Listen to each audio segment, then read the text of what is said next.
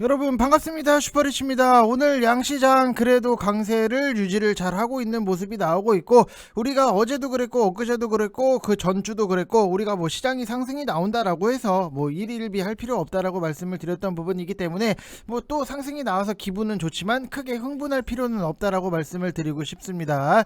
자, 일단 뭐 아침에 띄워놓고 옆으로 흘러나가고 있는 상황이기 때문에 또 시장 급하게 볼 필요는 없고, 오늘 뭐 특별하게 강한 이슈는 없지만 그 안에서도 우리가 먹을 수 있는 것들은 분명히 패턴적인 부분에 의해서 먹을 수 있는 먹거리들은 항상 나온다라고 생각을 하시면 될 것 같아요. 그래서 어떤 것들이 있는지 그거를 한번 싹 다 정리를 해드릴 거니까 구독이랑 좋아요 눌러주시고 영상 끝까지 다 확인을 해주시고, 한일사료랑 남해화학에 대해서 분석을 해드릴 건데, 솔직히 먹을 만큼 정말로 많이 먹기는 했어요. 근데 여러분들이 아셔야 되는 게, 단순하게 내가 이 종목을 가지고 수익이 났다, 그래서 좋다, 여기서 끝날 게 아니라 이유를, 근본적인 이유를 확실하게 알고 먹는 게 굉장히 중요하다. 왜? 그래야지만 다음에 또 우리가 먹을 수 있는 기회에서 더 잘 먹을 수 있기 때문에, 그 인플레이션 근본적인 원인, 요거를 한번 역사를 한번 되짚어 드릴 테니까, 여러분들이 아직까지도 인플레이션 이거 어떻게 해야 되지, 무엇을 준비해야 되지 모르겠다라고 하시는 분들은 영상 꼭 다 확인을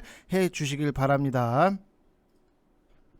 자, 지금까지 시장을 놓고 보면 뭐 코스피도 상승적인 부분이 나오고 있고, 코스닥 같은 경우에도 1.34%의 상승적인 부분이 나오고 있는데, 뭐 시장이 전체적으로 좀 수급적인 부분에서 뭐 상승이 나오기는 하지만 이게 굉장히 좀 퍼져 있다라고 생각을 하시면 될 것 같아요. 오히려 돈이 한쪽으로 몰리고 뭐 한 섹터로 몰리면은 우리가 먹을 수 있는 공간적인 부분, 선택적인 부분이 굉장히 딱 임팩트 하고 단순화되기 때문에 수익적인 부분도 당연히 잘 날 수는 있는데, 오늘은 전반적으로 두루두루 다 좋은 시장이다, 딱 요 정도로만 보시면 될 것 같고, 뭔가 지금 시장에서는 아주 강한 이슈는 없다라고 보시면 될 것 같아요. 뭐 중국의 철강 감산, 철강 관련주를 여러분들이 조금 보시면 될 것 같고, 어제 움직인 대두 관련주를 포함을 해서 식량난 테마가, 순환매가 당연히 나올 수밖에 없는 부분이고, 당연한 얘기기는 하지만 환율이 지금 사상 최고치까지 근접을 했던 부분 1250원이 넘어가면은 이게 조금은 문제가 될 수 있다라고 보시면 될 것 같습니다. 그래서 제 느낌으로는 식량난 쪽, 밀, 대두, 사료, 이쪽은 이제 조금은 식상해지지 않나, 이런 생각적인 부분이 들고, 이게 뭐 몇 주 전부터 계속해서 이쪽에서 반복적으로 나왔기 때문에 이제 웬만큼 이쪽에 대해서 돈을 벌 사람들은 다 벌었다라고 보시면 될 것 같고, 지금 시장에서 로봇주가 대부분이 바닥권인데, 오늘 지수 훈풍도 있고 도심 항공 모빌리티 관련주가 정책 기대감에 갭을 띄우고 대장주가 상한가를 따라가 버리니까 로봇주들 같은 경우에도 나쁘지 않은 상황이다 라고 보시면 될 것 같습니다.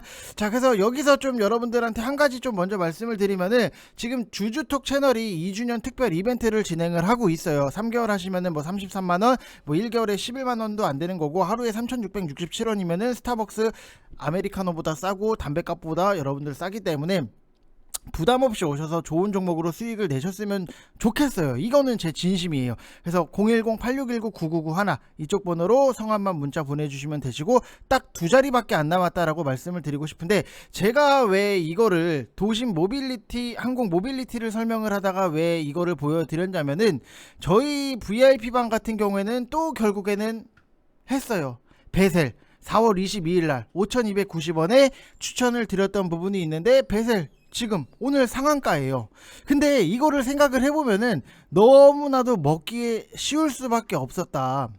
지금 보면 베셀 뭐 35%의 수익 인증, 31%, 뭐 22% 이런 식으로 수익 인증이 나오는 부분이 있고, 뭐 휴런 같은 경우에는 뭐 그냥 편안하게 먹을 수 있는 부분이 있는데, 결국에는 제가 왜 베셀을 추천을 드렸냐라고 하면은, 그 전에 여러분들도 아시겠지만 저희 VIP방 같은 경우에는 로봇 관련주로 수익적인 부분이 만들어졌어요. 여기서 힌트를 얻고 참고를 하셔야 된다고요. 뭔지 모르겠죠? 모르면 안 된다고요. 로봇이 상승이 나오면은 그 다음에 항상 움직이는 게 드론 쪽에서 움직임이 나와요. 그러면 보면은 우리는 당연히 너무나도 똑같아요. 슈님 로봇 뭐 20%, 로보로보 뭐 12% 이렇게 수익적인 부분 만들고 난 다음에 넥스트 다음 거를 준비를 해야 되잖아요. 그게 뭐다? 드론 쪽, 베셀. 결국에는 상한가 가요. 이런 세트 메뉴들 같은 경우에는 여러분들이 알아야 돼요. 알아야지만 좀 더 남들보다 편안하게 수익적인 부분이 자연스럽게 만들어질 수밖에 없다라고 보시면 될 것 같고, 저는 뭐 없는 말을 지어내진 않아요. 베셀 5,290원. 이제 누군가한테는 오늘 뭐 상한가를 갔기 때문에 뭐 관심을 갖고 보겠지만, 우리는 그 전부터 미리미리 준비를 했기 때문에 이런 수익적인 부분이 깔끔하게 만들어진다. 깔끔. 이게 굉장히 중요할 수밖에 없다라고 보시면 될 것 같고, 뭐 먹을 수 있는 것들에 대해서는 우리가 굉장히 잘 먹고 있다라고 보시면 될 것 같아요. 그래서 뭐 페이퍼 코리아 매각 이슈의 상한가를 가는 부분이 있기 때문에 덩달아 재즈 펄프 쪽도 일부 반등이 나온다. 제가 이거를 VIP 방에다가 설명을 드렸던 부분이 있는데, 이렇게 리딩을 해드리니까 자연스럽게 신풍재지 이렇게 수익을 만들어 계시는 분들, 제가 원하는 게 이거예요. 여러분들 뭔가 여러분들이 종목에 대해서 많이 아셔야지만 내가 리딩을 보면서 오늘 페이퍼 코리아가 상한가를 가니까 덩달아 재지 펄프 쪽에 당연히 반등이 나오겠구나, 이거는 여러분들 스스로가 할 수 있게끔 만들어 드리는 게 제가 하고 있는 역할이다라고 보시면 될 것 같아요. 그래서 뭐 신풍재지 같은 경우에도 뭐 11%에 깔끔하게 수익적인 부분이 나왔고, 오늘 시장에 그래도 좀 핵심적인 부분, 뭐 베셀로 뭐 상한가를 가서 우리한테는 뭐 그게 핵심적이기는 하지만, 그래도 시장 전반적으로 딱 놓고 봤을 때는 오늘 현대차, 기아가 이제 실적 훈풍에 강한 흐름이 나오고 있다라고 보면은, 현대차, 기아가 그동안에 조금 오래 쉬기는 했어요.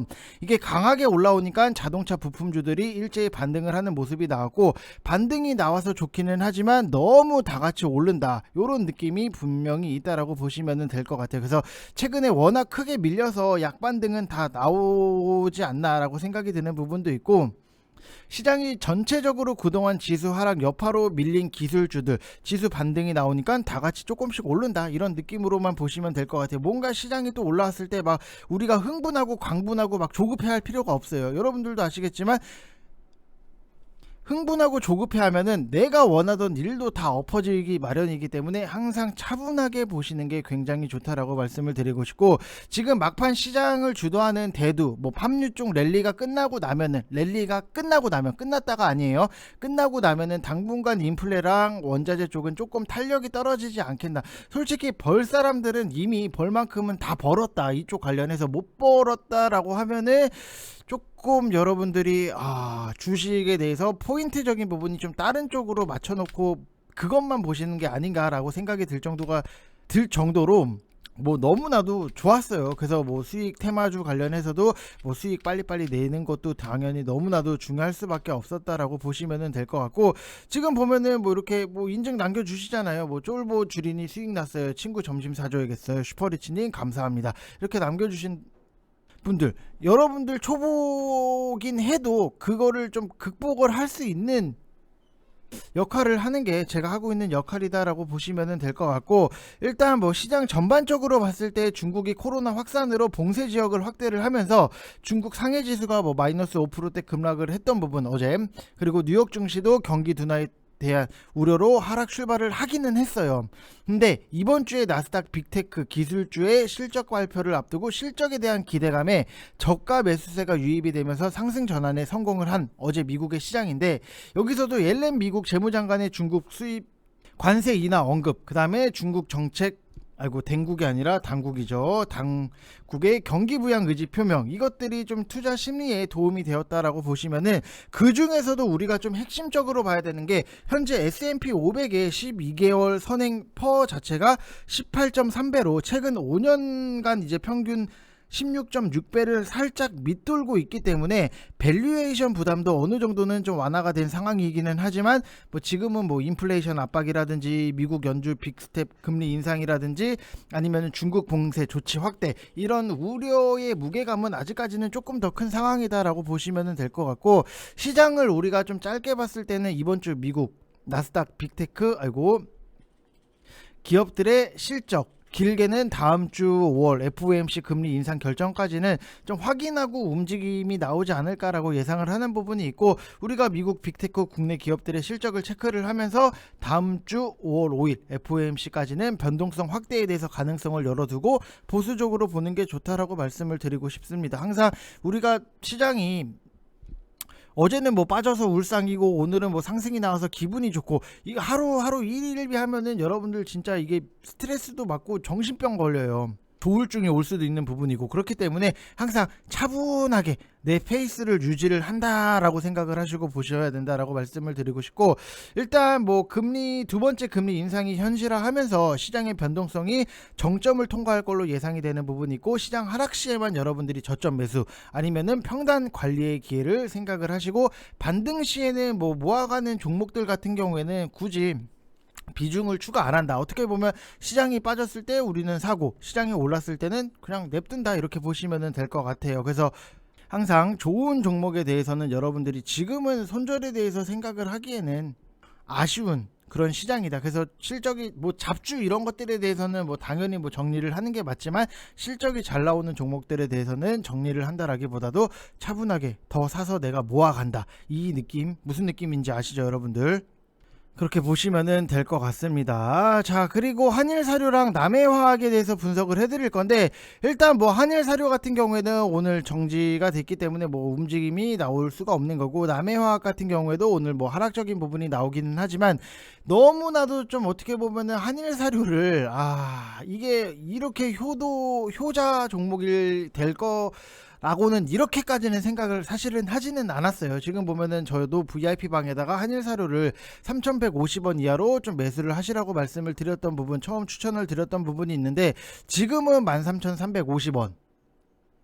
그리고 남해화학 같은 경우에도 12,900원 이하로 우리가 처음부터 추천을 드렸던 종목인데, 지금 보면은 오늘 뭐 하락적인 부분이 나와서 좀 빠지기는 했지만 17,000원까지 올라가면서 우리가 충분히 수익적인 부분이 만들어질 수 있었다라고 보시면은, 한일사료도 지금 325.84%의 수익 인증이 나오는 거고, 남해화학 같은 경우에는 뭐 27%, 그다음에 뭐 한일사료 뭐 200%, 현대사료 뭐 88%, 심택 같은 경우에는 뭐 실적이 워낙 좋아서 뭐 당연히 87%의 수익이 나올 수밖에 없는 거고, 뭐 한일사료 226%, 지금 뭐 한일사료 306%, 한신기계 83%, 뭐 현대사료 77.62%, 이렇게 좀 테마성이 굉장히 나이스한 것들은 먹기도 우리가 굉장히 편하다라고 보시면 될 것 같은데, 항상 테마주를 조심을 해야 되는 게, 지금 뭐 퍼센테이지 인증을 보면은 굉장히 크게 가는 것도 분명히 있지만, 여러분들이 위치적인 부분, 라인적인 부분을 잘못 잡게 되면은 그만큼 밑으로도 좀 빠르게 내려갈 수도 있기 때문에, 항상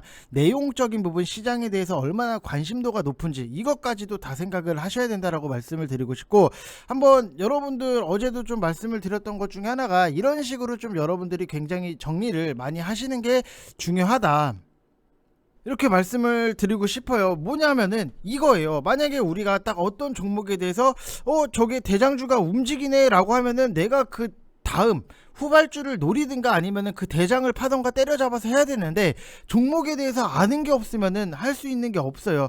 내가 만약에 사조대림이 갑자기 치고 나가, 그러면은 우리가 후발주 뭐 사조 오양이라든지 CJ 시푸드 이런 거를 봐야 되는 거고, 그 전에도 마니커가 이렇게 딱 치고 나가, 그러면은 저거 너무 빠르게 치고 나갔는데 고점에서 조금 애매할 수 있겠다, 그럼 난 후발주를 노려야겠다, 그럼 하림, 마니커, FNG, 이런 식으로. 무슨 말인지 이해되시죠? 그렇기 때문에 종목에 대해서 여러분들이 많이 아시는 게 굉장히 중요할 수밖에 없고, 이거를 잘 정리를 해놔야지만 여러분들이 나중에 꺼내서 써먹을 수 있는, 그때 그 한 방을 준비를 해놔야 된다라고 말씀을 드리고 싶어. 이미 상승이 나왔을 때 뭐가 있지 뭐 사지 이러면은 늦어요. 마니커가 가네, 오케이, 하림. 그래서 잡았던 게 하림. 이렇게 수익적인 부분 깔끔하게 먹고 나오는 게 굉장히 중요할 수밖에 없다라고 말씀을 좀 드리고 싶습니다. 자, 그래서 뭐 여러분들 이거 보시면서 한 번씩 뭐 육류 같은 경우에도 뭐 선진 같은 경우에는 뭐 당연히 뭐 육류 돼지 쪽도 분명히 있기는 하지만, 좀 사료 쪽도 같이 묶일 수 있다라고 보시면 될 것 같고, 이렇게 공통적으로 나오잖아요. 이런 것들에 대해서 여러분들이 미리미리 좀 준비를 해 놓고, 대비를 해 놓고, 그때 장이 왔을 때 꺼내서 자연스럽게 쓰면은 수익적인 부분이 당연히 만들어질 수밖에 없다, 이렇게 생각을 하시면 될 것 같아요. 그래서 어렵지 않아요. 여러분들이 충분히 스스로가 정리만 잘 돼 있으면은 수익도 잘 따라올 수 있는데, 정리를 안 해 놓으시면은 앞으로 좀 힘들어질 수밖에 없다, 이렇게 보시면 될 것 같습니다. 자, 그리고 좀 한 가지 설명을, 이제부터는 조금 여러분들이 너무 내용이 어려운 거 아니야 라고 생각이 드실 수도 있는데, 이게 모르면은 안 돼요. 여러분들 지금 시장에서는 무지성 매매라든지 모르는 게 장땡이 아니다. 그래서 좀 왜 인플레이션 관련해서 상승적인 부분이 나왔는지, 뭐 당연히 뭐 여러분들이 뭐 단순하게 생각을 하면은 뭐 러시아랑 우크라이나 전쟁 때문에 인플레이션 저게 저렇게 올라가는 건가 라고 생각은 하실 수 있지만, 단순하게 그 이유는 어떻게 보면은 전쟁 리스크가 불을 지폈다, 불이 나고 있는데 거기다가 기름을 부었다, 이런 느낌이지, 그게 아니더라도 인플레이션에 대해서 좀 상승적인 부분이 나올 수밖에 없었다라고 보시면은, 최근에 주식을 시작하신 분들 같은 경우에는 이거 말씀드리기에 앞서서 자, 광고 하나 잠깐 보고 올게요, 여러분들. 자, 이런 설명이 굉장히 중요할 수밖에 없다.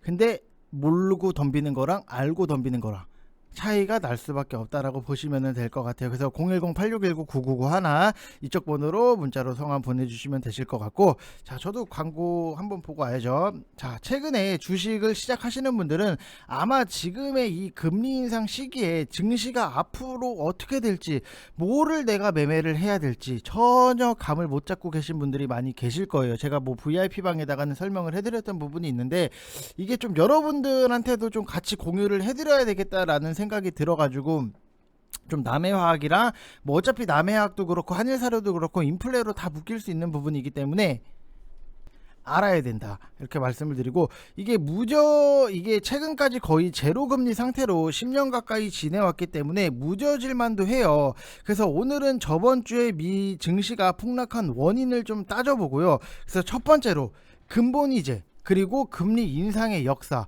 그리고 시장에 미치는 영향, 그 다음에 폴 볼커는 누구인가, 요거에 대해서 설명을 해드리도록 하겠습니다. 지금 보면은 뭐 기사적인 부분에서 폴 볼커 또 언급한 미 파월 3연속 빅스텝 나올까, 이런 기사적인 부분이 나왔어요. 그럼 단순하게 폴 볼커가 뭐지 이렇게 생각을 하시는 것보다도 그 전의 내용, 역사적인 부분을 다 거슬러 올라가야 돼요. 금리 인상의 역사에 대해서 우리가 생각을 해보면은 근본이제라는 게 있어요. 뭐냐면은 금 1온스를 35달러로 맞교환을 하는 건데, 1온스가 31g 정도 하니까 31g의 금은 35달러예요. 즉 조금 차이는 있기는 하지만 1g을 1달러라고 대충 외우시면 되는데, 이게 1970년대 초까지만 해도 미국은 근본이제였어요. 몰랐죠? 알아야 돼요. 자, 달러를 주면은 금으로 교환을 해준다, 이런 건데 크게 문제가 되지는 않았어요. 근데 월남 전쟁이 일어나면서 미국이 어마어마한 비용 발생을 해요. 그러자 달러를 보유한 국가들이 너네 진짜 금을 보유하고 있긴 하냐, 달러 줄 테니까 금 내놔라, 이렇게 나와요. 그 당시에 미국 대통령이 워터게이트로 유명한 닉슨이에요. 근데 닉슨이 못 해주겠어, 근본이제 안 할래, 이렇게 그냥 포기를 해버려요. 이게 바로 닉슨 쇼크라고 하는 거예요. 근본이제가 잡고 있던 금 가격 같은 경우에는 미국의 포기 이후에 천정부지로 치솟기 시작을 해요. 당연히 치솟겠죠. 이게 35달러에서 1000달러까지 거의 30배 가까이가 올라버리고, 그러면은 31g의 금을 35달러 주면 바꿀 수 있던 게 1000달러를 줘야 바꿀 수 있게 되는 거잖아요. 이해되시죠?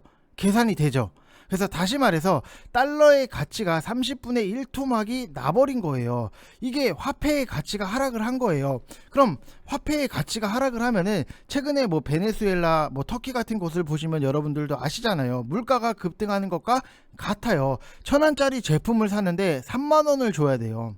1억짜리 집을 사는데 30억을 줘야 돼요. 이게 물가의 폭등이죠.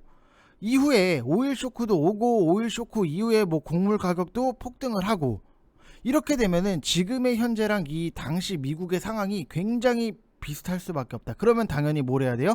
금리를 올리고 긴축을 해야 돼요.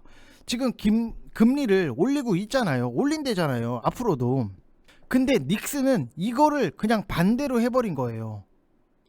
금리를 오히려 낮춰버리고 양적 완화를 더해버려요. 뭐 결과는 당연히 불보듯 뻔할 수밖에 없는 거고, 결국에 닉슨은 워터게이트로 실각을 하게 되고 카터 정부가 들어서게 됩니다. 지금 역사 채널 아니에요, 여러분들. 이게 카터 정부에서 미국의 이러한 문제점을 해결하기 위해서 등장한 인물이 폴 볼커예요. 이 인물이 연준의 의장이 돼요. 그리고 뭐 지금 소개시켜드릴 좀 인물이긴 한데, 이 폴 볼커의 생각은 당장의 인플레이션만 잡는 게 아니라 기대의 인플레이션까지 싸그리 다 죽여야 된다. 그래서 그래야지만 물가가 잡힌다. 그래서 성장을 버리고 인플레를 잡는데 올인을 해요. 금리를 하루 만에 기존의 11.5%에서 15%까지 4%씩 버리고 지금 연준 내에서 뭐 0.2%씩 올린다 뭐 했다가 0.5%씩 올린다 하니까 뭐 빅스텝 리스크니 뭐니 하면서 난리가 나는 거잖아요. 근데 그 당시에는 이 수치의 10배 넘게 하루 만에 올려버린 거예요. 어마어마한 거잖아요. 지금 막 증시에서도 막 0.5 가냐 0.75 가냐 0.25 가냐 막 이것 때문에 이렇게 난리인데 10배가 넘게 하루 만에 올려버린 거예요. 당연히 뭐 어떻게 돼요? 실업률은 올라갈 수밖에 없는 거고 주식시장은 폭락을 하고 결국 카터도 이 영향으로 인해서 재선에 실패를 해요. 단 카터가 폴 볼커의 이러한 정책에 대해서는 전혀 터치를 하지 않았어요. 왜? 다른 방법이 없으니까. 이 레이건이 정권을 잡으면서 금리는 21.5%까지 올라가요. 여러분들이 5억만 있어도 은행에 넣으면은 매달 1,000만 원씩 이자가 나온다라고 보면은 너무나도 좋은 세상이잖아요. 맞잖아요. 그냥 5억 은행에 넣어놓으면은 1,000만 원씩 매달 나와요. 근데 반대로 생각을 해야 돼요. 대출을 받아서 집 산 사람들, 대출을 받아서 사업하는 사람들, 여기서 이제 난리가 나기 시작을 한다. 기업들은 투자를 할 수가 없고 투자를 해서 21.5% 이상 벌어야 남기는 구조잖아요. 근데 누가 하겠어요? 못하는 거지. 개인이든 기업이든 돈은 말라가고 쓸 돈이 없으니까 경기는 둔화하고, 경기가 죽으니까 당연히 실업률이 폭등을 하고 미국의 제조업이 완전히 박살이 나버리는 거예요. 단 유일하게 좋아진 점은 있어요. 뭐냐? 은행으로 돈이 몰린다. 이자가 워낙 좋으니까 굳이 뭘 할 필요가 없는 거예요. 현금 부자들은 미국 은행으로 돈을 다 넣기 시작을 해요. 그러면서 달러가 다시 부각되기 시작을 하고 환율이 다시 높아져요. 미국의 달러 가치가 다시 오르는 시기에는 일본은 상대적으로 싸게 수출을 할 수 있으니까, 그 당시에는 중국이 개방되기 이전이에요. 일본의 대부분 제품은 미국으로 수출을 다 했다라고 보시면 되는데 거의 뭐 반값 수준에서 수출을 할 수 있기 때문에 일본이 잭팟이 터지기 전인 거예요. 그래서 미국은 뭐 당연히 이대로 둘 수는 없다라고 해서 일본하고 합의를 해요. 그게 유명한 플라자 합의예요. 일본 엔화 가치를 높이라고 미국이 압박을 하고 결국엔 엔화 가치가 달러당 250엔에서 120엔으로 거의 반토막 이상이 내려가요. 다시 말해서 일본 수출품 가격이 2배 이상 오르게 되는, 그래서 점차적으로 일본 수출을 좀 줄어들고 일본은 이때부터 거의 20년을 저성장 기조에 들어갈 수밖에 없는 거고, 수출로는 답이 없다라고 판단한 일본 같은 경우에도 이제 내수를 살리자로 선회를 하게 된 거고, 금리를 6%에서 2.5%로 낮추고 부동산 대출 규제도 풀어주고 부동산이랑 주식으로 돈이 다 몰리는 상황이 돼요. 그러면은 주식 시장도 폭등을 하고, 그 당시에 글로벌 시가총액 상위 20위 중에서도 16개 기업이 일본 기업이었어요. 이거는 정말로 엄청났던 거예요. 부동산 시장 같은 경우에도 1년 만에 도쿄 집값이 평균 3배, 우리나라로 치면은 뭐 역세권 같은 경우에는 뭐 강남 요런 쪽에서는 10배에서 15배까지 단 1년 만에 폭등을 해버린 거랑 같다라고 보시면 될 것 같아요. 그러면서 당연히 졸부가 엄청나게 생길 수밖에 없는 거잖아요. 그래서 생각을 해보면은 3억을 주고 산 아파트가 30억이 된 거예요. 내가 산 주식이 5배 10배 사기만 하면 다 올라간다 이 얘기잖아요. 근데 문제는 뭐냐? 3억짜리 아파트가 있어요. 근데 나는 1억밖에 없어서 2억을 2.5% 이자로 빌려준다 하니까 집을 사요. 근데 사고 보니까 집값이 1년 만에 30억이 된 거예요. 그러면은 이자를 갖고도 내 돈이 28억이 된 셈이잖아요. 그러니까 이거를 은행이 또 그 28억 분에 대해서 인정을 해주고 추가 대출을 또 해줘요. 어마어마한 거예요. 그래서 대출로 집을 사고 그 집에 대출로 또 집을 사고 그 집에 대출로 또 집을 사고, 이게 가능했던 시절이다. 이렇게 되고 보니까 일본도 당연히 대책을 세울 수밖에 없는 건데, 금리를 다시 2.5에서 6%까지 올려버리고 LTV를 이제 70%까지로 제한을 해버려요.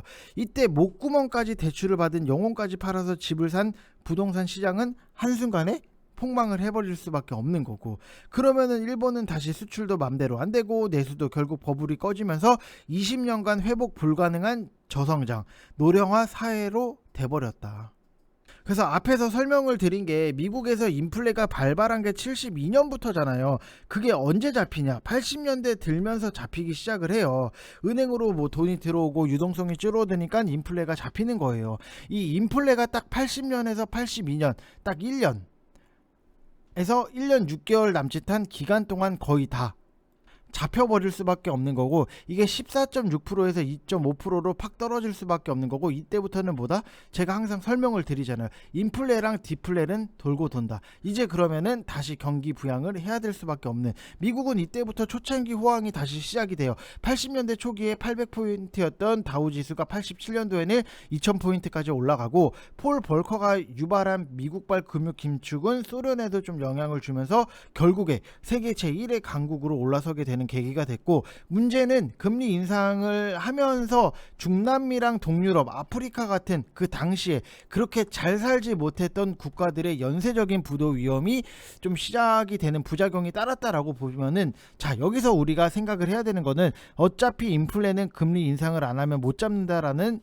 결론이 하나 나오는 거고, 이왕 올릴 거면은 과거 폴 볼커처럼 단기간에 미친 듯이 올려버리고, 다시 말해서 매 맞을 거에 대해서는 우리가 빨리 매를 맞고, 인플레 잡히고 나면은 또 양적 완화를 해서 경기 부양해서 10년이고 20년이고 편하게 살자. 이게 굉장히 중요하다라고 보시면 될 것 같아요. 그래서 뭐 여러분들이 내용이 좀 이해가 안 되고 어렵고 잘 모르겠고 무슨 말 하는지도 모르겠다라고 하시는 분들이 분명히 계시기는 할 거예요. 근데 이거를 알아야 돼요. 모른다고 장땡이 아니에요. 여러분들 유튜브 어디 돌아다녀 보면은 이런 것들에 대해서 설명을 할 수 있는 사람이 몇 명이 없어요. 그냥 굳이 자 여러분들 봤죠? 제가 여기서 이렇게 추천을 해서 여기서 수익 났죠. 여러분들 가입하셔야죠. 이거 VIP방 오면은 이런 거 종목 드립니다. 이런 사람들이 너무나도 많아요. 그럼 결국에는 그 영상에서 남는 거는 아무것도 없어요. 저는 그렇게 하고 싶지는 않거든요.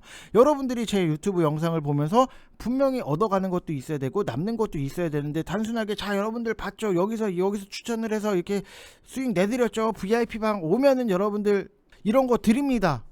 그게 여러분들이 정말로 장기적으로 주식을 하시려고 하시는 분들한테 많은 도움이 될까를 생각을 해보면은, 이렇게 좀 어떻게 보면 어렵다면은 뭐 어려울 수 있는 내용들에 대해서도 한 번씩은 여러분들이 좀 인지를 하시고 짚고 넘어가시는 게 굉장히 지금 시장에서는 중요하다라고 좀 말씀을 드리고 싶어요. 왜 인플레이션을 왜 하는지, 과거에 어떤 식으로 진행이 됐는지 그거를 알아야 되는데, 인플레이션 한데 무서워, 어떻게 지수 빠지면 어떡하지? 요것만 설명을 하는 사람이 있어요. 많아요. 솔직히 이것만 설명을 하는 사람이 많아요. 답답해요. 그런 거 보면 저런 거 보면서 몇백만 원 내고 가입은 왜 하지? 제발 여러분들, 우리가 주식을 하루 이틀 뭐 한 달 두 달 하고 끝낼 거 아니잖아요.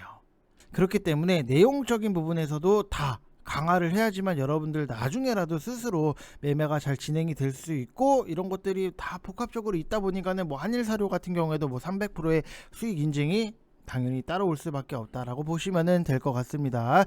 그래서 항상 제가 뭐 알려드릴 수 있는 내용적인 부분에 대해서는 다 항상 공유를 VIP방에는 해드리고, 좋은 내용 뭐 여러분들도 보셨으면 좋겠는 내용들은 유튜브에도 같이 공유를 해드리는 부분이 있으니까 항상 구독이랑 좋아요 눌러주시고 영상 맨날 확인해 주시기 바랍니다. 자, 이상 영상 마치겠습니다. 감사합니다.